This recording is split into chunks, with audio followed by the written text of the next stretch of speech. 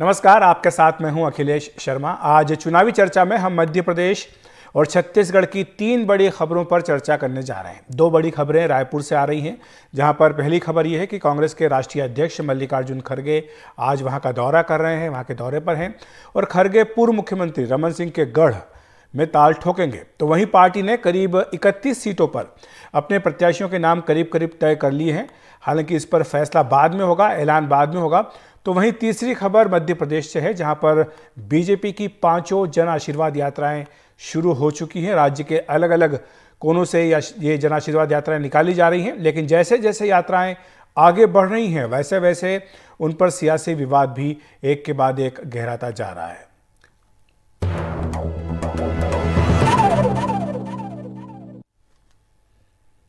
तो शुरुआत कर रहे हैं मल्लिकार्जुन खड़गे की खबर से। कांग्रेस के अध्यक्ष मल्लिकार्जुन खड़गे आज छत्तीसगढ़ के दौरे पर हैं।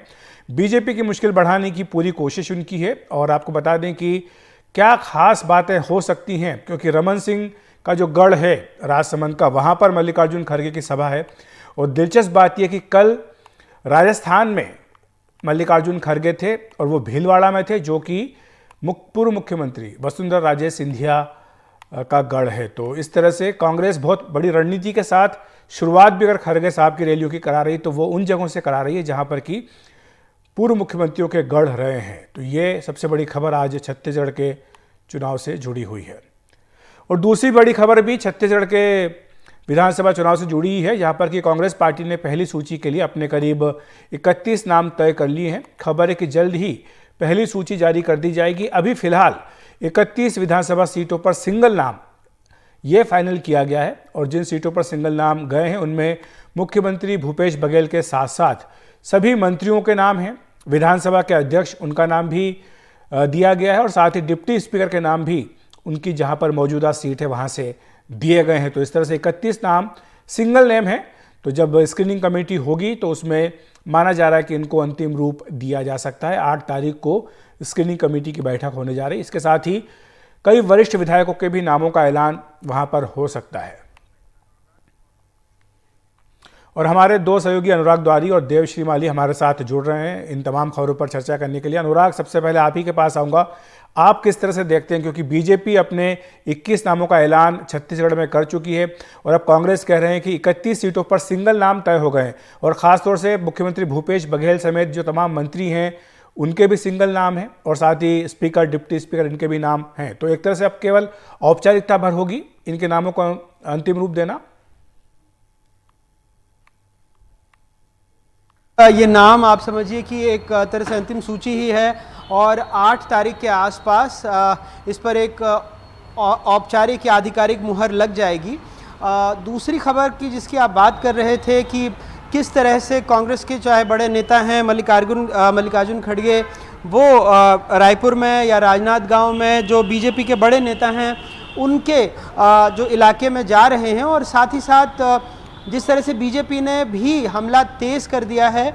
आज मल्लिकार्जुन खड़गे के आने से पहले सरोज पांडे ने कुछ सवाल पूछे हैं। पहला सवाल वही जैसा कि कल प्रधानमंत्री ने कहा था कि भारत जोड़ो यात्रा की वर्षगांठ मनाने वाले बताएं कि उन्हें भारत शब्द से क्या आपत्ति है जी। दूसरा सवाल ये, अभी हाल में ही राहुल गांधी आए थे और उनकी सभा में जो खाना परोसा गया, ऐसे आरोप लगे हैं कि वो जो खाना बचा हुआ था उसको खाने से कुछ गायों की मौत हो गई। अनुराग, मैं आपको रोकूंगा क्योंकि हम उसी खबर पर वापस आएंगे। कुछ जो नाम हैं, जो नाम संभावित नाम हमें पता लगे हैं, उनके नाम हम एक बार दर्शकों को बता दें, क्योंकि ग्राफिक्स पर भी हम उन नामों को चला रहे हैं। जो छत्तीसगढ़ की कांग्रेस में 31 नामों की बात हो रही है, जहाँ पर के सिंगल नाम तय किया जा रहा है और जो सभी नाम के पैनल सिंगल है, बता रहे हैं मुख्यमंत्री भूपेश बघेल पाटन से। और यहाँ पर दिलचस्प मुकाबला होने की संभावना है, क्योंकि बीजेपी ने यहाँ से सांसद विजय बघेल को टिकट दिया है, जो कि रिश्ते में उनके भतीजे भी लगते हैं। तो चाचा भतीजा का मुकाबला यहाँ पाटन सीट में हो सकता है। अनिल भेड़िया डोंडी लोहरा से और वहाँ पर देवलाल ठाकुर, ये बीजेपी के उम्मीदवार, इनके नाम का ऐलान हो चुका है। जय सिंह अग्रवाल कोरबा बनाम बीजेपी के लखनलाल, वहाँ से ये एक मुकाबला तय माना जा रहा है। देवांगन में द्वारिकाधीश साहू, खल्लारी में बनाम अलका चंद्राकर, ये भी एक वहाँ पर है।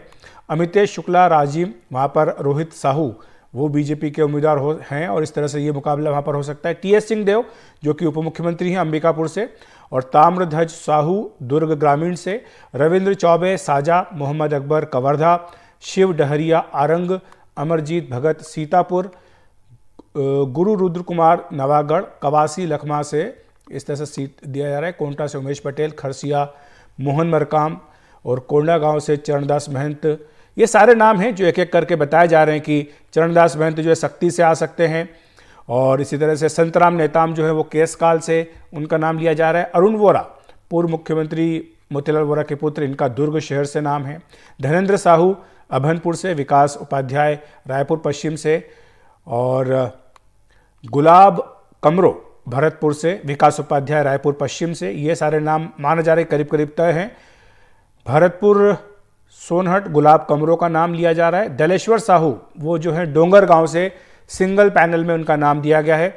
आशीष छाबड़ा द्वारिकाधीश साहू खलारी से, और भूपेश बघेल पाटन मुख्यमंत्री, उनका नाम है आशीष छाबड़ा बेमेत्रा से। विक्रम मंडावी बीजापुर से, टी.एस. सिंहदेव का बताया हमने आपको अंबिकापुर, ताम्रध्वज साहू दुर्ग ग्रामीण। ये सारे नाम हैं जो एक के बाद एक आप देख रहे हैं। लकेश्वर बघेल बस्तर, रामपुकार सिंह पत्थलगांव, लालजीत राठिया धर्मजयगढ़, पुरुषोत्तम कंवर कटघोरा, शैलेश पांडे बिलासपुर, विनोद चंद्राकर महासमुंद। तो ये सारे नाम हैं जो संभावित उम्मीदवार हैं कांग्रेस पार्टी के। वापस आते उसी खबर पर जिसका जिक्र अनुराग कर रहे थे, मल्लिकार्जुन खड़गे का दौरा इस लिहाज से भी अहम है कि कांग्रेस अध्यक्ष को ही पार्टी चुनाव मैदान में उतार करके एक तरह से चुनाव अभियान का श्री गणेश करने जा रही है। अनुराग जी बिल्कुल, और कहीं ना कहीं ये जो नाम, जैसे बीजेपी की तरफ से एक बात कही जा रही थी कि जिन नामों का ऐलान उन्होंने किया है जो उनके लिए मुश्किल सीटें रही हैं, तो कहीं ना कहीं अपने उम्मीदवारों को वो पहले ही मौका देना चाहती है। लेकिन कहीं ना कहीं छत्तीसगढ़ की लड़ाई बीजेपी के लिए काफ़ी मुश्किल हो गई है, जिस तरह पिछले चुनाव में ही उसको मुँह की खानी पड़ी थी। और अब इस बार भी देखिए कि कांग्रेस को पता है कि वहाँ उसको एज है छत्तीसगढ़ में, और इसीलिए अपने हमले तेज करने से चूक नहीं रही। उसके आला नेताओं के दौरे लगातार हो रहे हैं। बीजेपी के पास जो भी सवाल हैं वो भी बीजेपी दाग रही है। जैसा मैंने आपको बताया था कि पहले पूछा गया कि भारत जोड़ो यात्रा की वर्षगांठ मना रहे हैं, लेकिन भारत शब्द से क्या आपत्ति है। दूसरा सवाल पूछा गया कि राहुल गांधी की यात्रा में जो खाना परोसा गया वो बचा खाना गायों को दिया गया, क्या जन्माष्टमी के दिन माफ़ी मांगी जाएगी। तीसरा सवाल पूछा गया कि सनातन धर्म का अपमान करने वाले, ऐसा बीजेपी की तरफ से उदयनिधि स्टालिन ने समर्थन किया था उस बयान का, क्या कांग्रेस इस पर माफ़ी मांगेगी। फिर राजस्थान में जो आदिवासी महिलाओं के साथ दुष्कर्म हुआ, ऐसा बीजेपी का कहना है कि उत्पीड़न की पराकाष्ठा हुई है, क्या इस पर मुख्यमंत्री अशोक गहलोत जी को चिट्ठी लिखेंगे। फिर सवाल पूछा गया कि छत्तीसगढ़ सरकार का नारा है हमर बेटी हमर मान। सुकमा में एक बच्ची के साथ अत्याचार हुआ, अनाचार हुआ, इस पर क्या मुख्यमंत्री भूपेश बघेल और सोनिया गांधी जी ने माफ़ी मांगी। छत्तीसगढ़ में औसतन 2 से 3 बलात्कार और हत्या के मामले दर्ज हो रहे हैं। जशपुर में शिक्षिका के साथ बलात्कार हुआ, मंदिर हसौद और देवेंद्र नगर में सामूहिक दुष्कर्म हुआ, क्या इस पर जनता से माफ़ी मांगेंगे। तो ऐसे ही लगभग 9 सवाल हैं जो बीजेपी छत्तीसगढ़ में कांग्रेस से पूछ रही है और भूपेश बघेल सरकार को घेरने की कोशिश कर रही है। अखिलेश जी अनुराग, आप हमारे साथ बने रहिए। हम मध्य प्रदेश की खबर की ओर रुख कर रहे हैं। मध्य प्रदेश की बात करते हैं, जहां पर विधानसभा चुनाव के लिए बीजेपी की सभी 5 जन आशीर्वाद यात्राओं की शुरुआत हो चुकी है। अलग अलग हिस्सों से ये यात्राएं निकाली जा रही हैं। जैसे जैसे यात्रा आगे बढ़ रही है, यात्रा पर सियासी विवाद भी बढ़ रहा है। नीमच में यात्रा पर पथराव हुआ तो प्रदेश की सियासत में बवाल हो गया। उधर मंदसौर में जन आशीर्वाद यात्रा देर रात पहुंची तो नगर भ्रमण के दौरान यात्रा का स्वागत किया गया। इसके बाद गांधी चौराहे पर सभा का आयोजन किया गया। इस दौरान बीजेपी महासचिव कैलाश विजयवर्गीय ने कांग्रेस पर जमकर निशाना साधा। उन्होंने कहा कि कांग्रेस जन आशीर्वाद यात्रा को मिल रहे अपार समर्थन से बौखला गई है, इसीलिए हमारी यात्रा पर हमला करवाया गया। इन्हें ये पता नहीं कि बंगाल में मैं ममता से नहीं डरा तो इनसे क्या डरूंगा।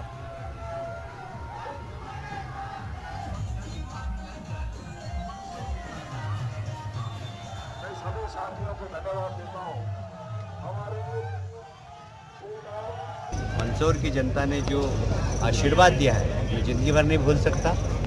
और ये जो आशीर्वाद है ये कैलाश विजयवर्गीय को नहीं है, ये भारतीय जनता पार्टी को है, भारतीय जनता पार्टी के कार्यकर्ता को है। और ये सिर्फ मंदसौर में ही नहीं, हमें जावद से नीमच से जहाँ से हमने चालू की वहाँ से जावद से मनासा से हम शामगढ़ वगैरह सब दूर होते हुए आए। सब दूर ज़बरदस्त भाषण, और इससे शायद कांग्रेस के लोग थोड़े से घबरा गए, विचलित। तो बीजेपी की इन्हीं यात्राओं पर हम चर्चा करते हैं। हमारे साथ हमारे रेजिडेंट एडिटर अनुराग द्वारी जुड़े हुए हैं। देवश्री माली भी हमारे सहयोगी ग्वालियर से हमारे साथ हैं। देवश्री जी, आपके पास आना चाहूँगा। ग्वालियर चंबल की खास तौर से बीजेपी का ध्यान इस बार रहा है। पिछले विधानसभा चुनाव में उम्मीद के मुताबिक उन्हें वहाँ पर प्रदर्शन करने को नहीं मिला था। इस बार जो यात्राएं निकाली जा रही हैं, खास तौर से उस क्षेत्र में किस तरह का असर देखने को आ रहा है? क्या रणनीति है बीजेपी की वहाँ? जी अखिलेश जी, अभी यहाँ श्योपुर से एक यात्रा शुरू हुई है और उस यात्रा में का शुभारंभ करने के लिए गृह मंत्री अमित शाह को वहां पहुंचना था। वो ग्वालियर तक आए थे, लेकिन मौसम के कारण वो वहां नहीं पहुंच सके और ग्वालियर एयरपोर्ट से अमित शाह, मुख्यमंत्री शिवराज सिंह चौहान और ज्योतिरादित्य सिंधिया ने उसको संबोधित किया और उसका शुभारंभ किया।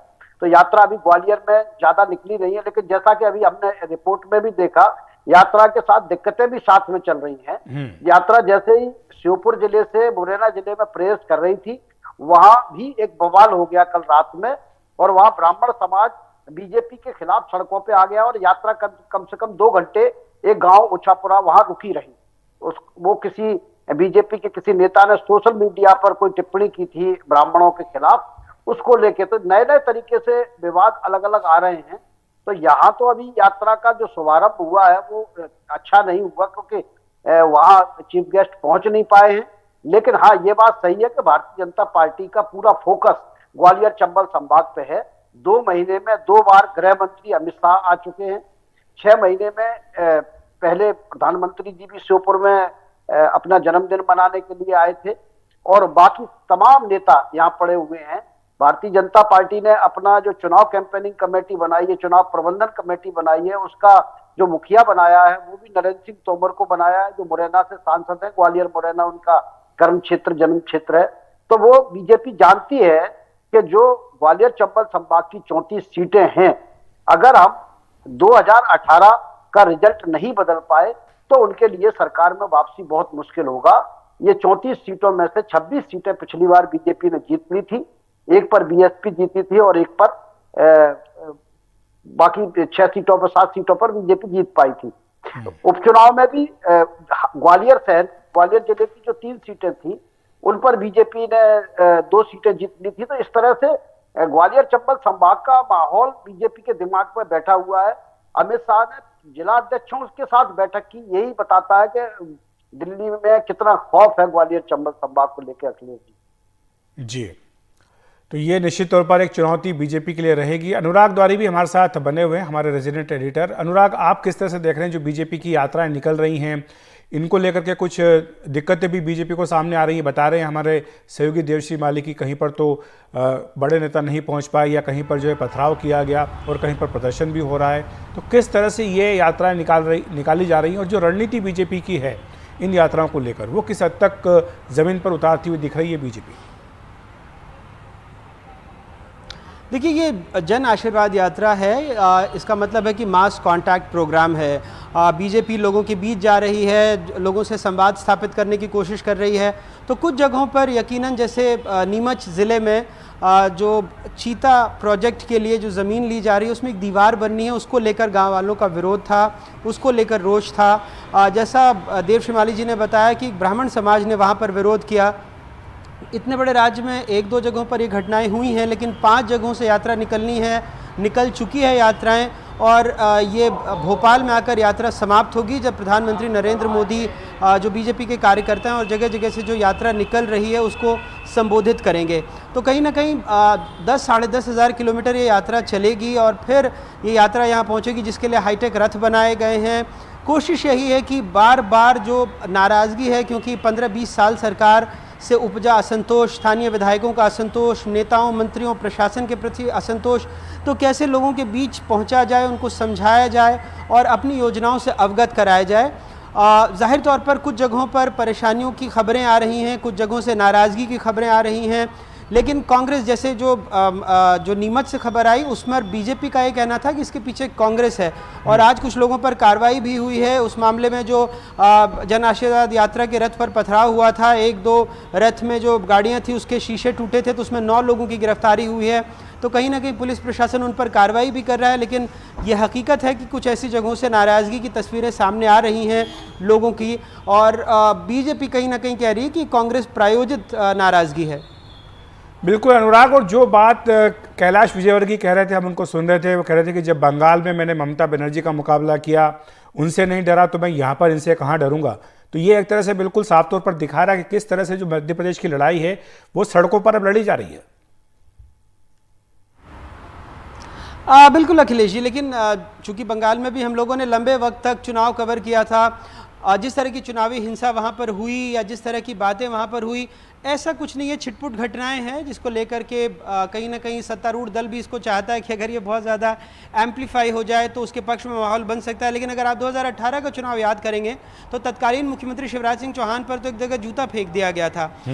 इसी जो मालवा निमाड़ का इलाका है वहाँ पर भी इस तरह का एक छोटा सा हमला उस वक्त भी हुआ था। तो एक तरह से कुछ ऐसी घटनाएं हैं जिसकी पुनरावृत्ति हो रही है। 2018 में ऐसा हुआ, 2023 में भी लगभग वैसा हो रहा है, लेकिन उस स्तर की हिंसा नहीं है जो पश्चिम बंगाल में देखा गया था, या उस वैसी बात जो खुद कैलाश विजयवर्गीय कहने की कोशिश कर रहे हैं, उस स्तर की कोई बात अभी तक फिलहाल यहाँ नजर नहीं आ रही है। ठीक है, देवश्री माली जी के पास चलते हैं। आपने बीजेपी की बात की, ग्वालियर चंबल संभाग को लेकर उनकी क्या रणनीति है, लेकिन कांग्रेस की रणनीति क्या है? हमने देखा कि कुछ ऐसे नेता जो कि सिंधिया कैंप के माने जाते हैं, हाल के दिनों में उन्होंने पाला बदला है, और ये आखिर क्या बीजेपी के लिए संदेश है और कांग्रेस की रणनीति किस तरह से जमीन पर आपको दिखाई दे रही है? बिल्कुल, देखो, दो बातें हैं सर कि यहाँ एक तो 6 महीने से कांग्रेस ने अपनी पूरी ताकत झोंक रखी है। दिग्विजय सिंह पर्दे के पीछे से गांव गांव में उन लोगों को ढूंढते घूम रहे थे जो कांग्रेस के लोग लंबे समय से अपने घर बैठ गए थे, क्योंकि सिंधिया का यहाँ वर्चस्व था और सिंधिया के ताकत के कारण वो लोगों को राजनीति में स्थान नहीं मिल पा रहा था। ऐसे सारे लोगों को एक्टिव करने का काम दिग्विजय सिंह ने और कांग्रेस ने किया। दूसरा जो एक बड़ा अंतर है वो ये है कि दिग्विजय सिंह या कमलनाथ ने मिलके सिंधिया, अभी जो पहले तो टारगेट सिंधिया है, और सिंधिया के साथ साथ वो देख रहे हैं कि जो लोग सिंधिया के साथ गए थे या जिनके सिंधिया के बीजेपी में पहुंचने से जिनके हित खराब हो रहे हैं, नुकसान हो रहा है जिनको, उन लोगों पर निगाह रखे हुए, जैसे वीरेंद्र रघुवंशी शिवपुरी के बड़े बीजेपी के नेता थे, वो उनको जो है कांग्रेस में शामिल करा लिया गया। वहीं के एक और पूर्व विधायक हैं, उनका नरेंद्र वेडथरे, वो लगातार कुछ ना कुछ बोल रहे हैं। इसी प्रकार से हम देखेंगे कि बीजेपी के कांग्रेस के पास दतिया में जो जहाँ की मध्य प्रदेश के गृह मंत्री नरोत्तम मिश्रा आते हैं, जहां से वहां बीजेपी के 2 बड़े नेता, जिसमें से एक ब्राह्मण है और एक दांगी है, इन 2 को कांग्रेस में शामिल करा के कांग्रेस में एक तरह से नई जान फूंकती है। इसी प्रकार से बाकी जगह भी ये प्रयास चल रहे हैं कि घेराबंदी तेजी के साथ की जाए, और कांग्रेस के नेता ये बताते हैं कि आने वाले समय में ये इसके नतीजे और भी दिखाई देंगे। अब वो धीरे धीरे से अपना काम कर रहे हैं। तो इस तरह से उन्होंने, कांग्रेस ने ये भी किया है कि अलग अलग जिलों को, हर विधानसभा क्षेत्र, हर 2-2 विधानसभा क्षेत्र के बड़े नेता को बांट दी गई है, और वो जो है लगातार उन वहां के कार्यकर्ताओं से बात कर रहे हैं, नेताओं से बात कर रहे हैं, फीडबैक ले रहे हैं। तो कांग्रेस का जैसा चुनाव कांग्रेस इस बार लड़ रही है, मैंने तो पिछले 30-35 साल में देखा नहीं कि कांग्रेस चुनाव की इस तरह की भी तैयारी कर सकती है। तो अब रिजल्ट क्या होंगे ये अलग बात है, लेकिन ग्वालियर चंबल संभाग कांग्रेस के लिए भी एक चुनौती है, क्योंकि उन्हें भी पता है कि अगर हम 2018 का रिजल्ट नहीं दोहरा पाए तो सत्ता की चाबी उनके हाथ आने वाली नहीं।